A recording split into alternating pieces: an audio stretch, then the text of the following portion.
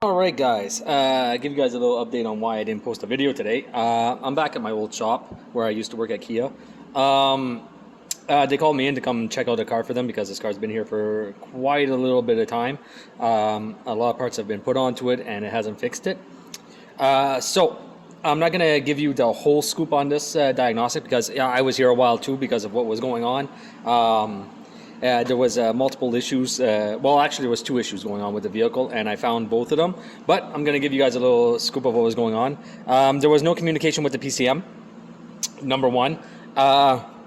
Powers and grounds were all there. Communication lines were down. Well, not down, I should say. So they were more inverted. So your CAN high had the signal of a CAN low, and your CAN low had a signal of a CAN high. Now, on there, with that note, I want you guys to take a look at this. There's four little wires over here. So typically your blue is going to be your CAN high and your orange is going to be your CAN low. Now for some reason onto a joint connector, which I think I might actually threw it out. No, I didn't. They have them inverted. So I had a CAN high signal onto a CAN low line and a CAN low signal onto a CAN high line, and it was throwing everything off. Nobody was happy and nobody could communicate with the PCM nor to transmit data from the ABS module, blind spot detection and all that pretty stuff. So that was trouble number one.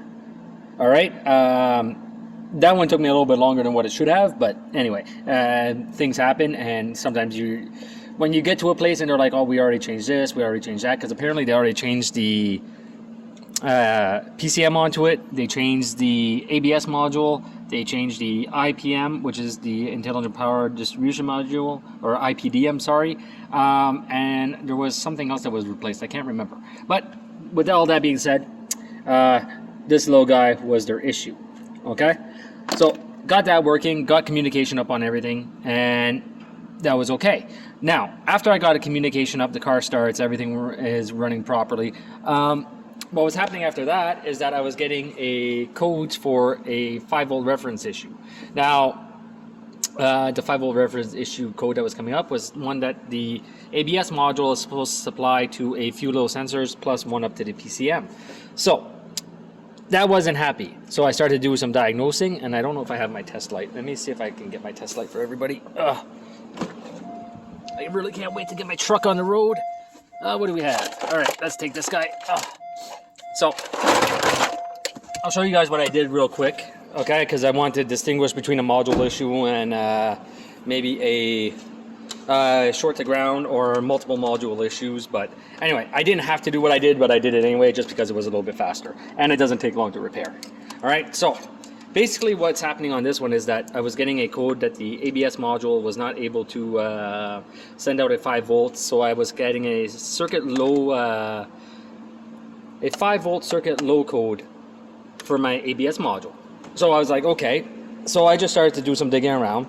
I checked a few little areas, and when I came up to my brake pressure sensor, all right, vacuum brake pressure sensor, and I connected to power. I'm connected up to power. I don't know if you guys see, but this is supposed to be my 5-volt signal line. This guy is shorted out directly to ground. Okay, so what I did after that was, like I said, I shouldn't have, but it was just to do a quick test. All right, is that, oh, let me get the connector. I'll show you guys this. Here's my connector. All right, I actually just took and I cut the wire. Okay, and I don't recommend doing this, but at the same time, do what you have to get your job done quicker. All right, if it's one little wire that you have to take and you have to cut, take and cut it. All right, so I just wanted to differentiate between a module issue or a, let's see, can I get it? I might not be able to get it. Between a module issue and a wiring issue, okay? So I already had all the other sensors unplugged. The sensors for this one was the fuel tank pressure sensor, a pressure sensor for the vacuum booster, the PCM, and there was AC pressure, which is also unplugged. You guys can't see that. AC pressure was unplugged, and there was one other sensor. But anyway, I undid them all, and I still had a ground, all right? And with this guy disconnected, I still had a ground. But I just wanted to make sure that my module wasn't damaged, so I cut the wire in order to do that, okay? Now, you don't have to do it that way. Like I said, I don't recommend that you do it that way. But if it's fast and it's an easy repair, and it's not going to really damage the vehicle, go ahead, and I suggest that you do it that way. All right, some people might disagree with me, which is okay. I'm not here to please everybody. Let's get up here. Oh, I'm gonna burn my hand. Let's see if I can get this wire. Ooh. Without burning myself. Okay, let's see if I can see it. Do I see it? Yes. Okay, nope. I think I'm gonna burn my fingers, which I don't want to do. All right, let's see if I got that hot enough to pull onto it. I hope so. Yes, I did. Okay. Whew. All right, so now I exposed that wire. So, I don't know if you guys see, my test light lit. My test light doesn't light. I checked to make sure that my 5 volt was still coming out of the module with this guy's disconnected. So that means that nothing internal of the block actually got damaged, which is the main reason why I actually cut this guy. I just wanted to make sure that my 5 volts was still coming out. All right.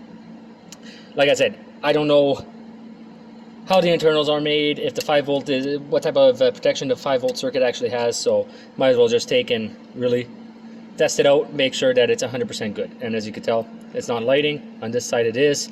So we have a short to ground onto a 5 volt reference circuit for the ABS module on this one, and it's setting a few codes.